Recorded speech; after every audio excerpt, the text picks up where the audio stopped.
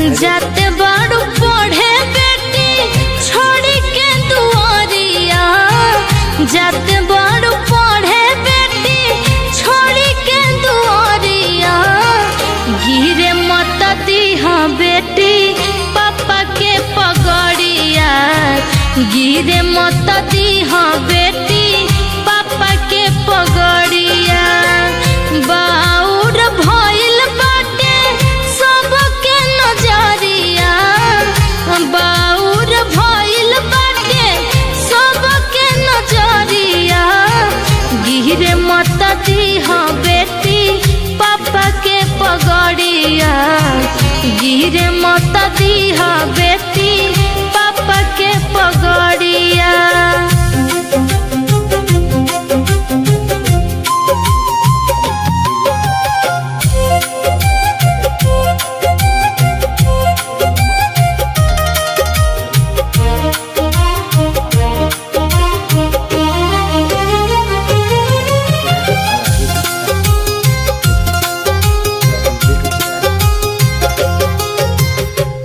दुनिया रंगीन बाटे लोग बहकाए, सबका से बच के खाली करी हो पढ़ाई।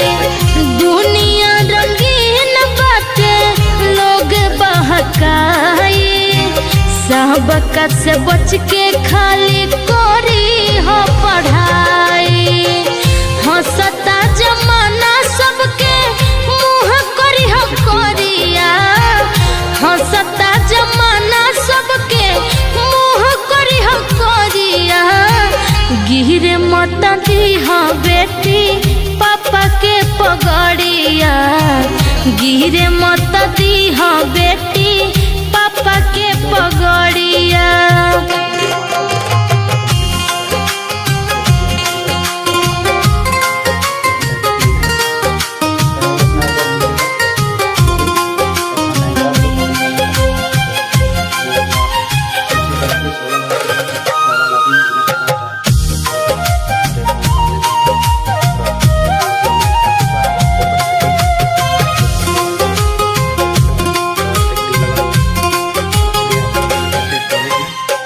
हर घर के इज्जत होली बेटी अनुधान हो, बुझी हसलोनी अपना पापा के मान हो।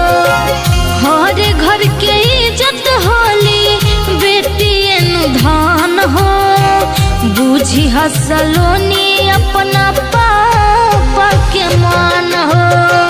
लिखल समुंदर हर बाप के लचरिया, कहे 1 लाख भैया रखी हो पगड़िया।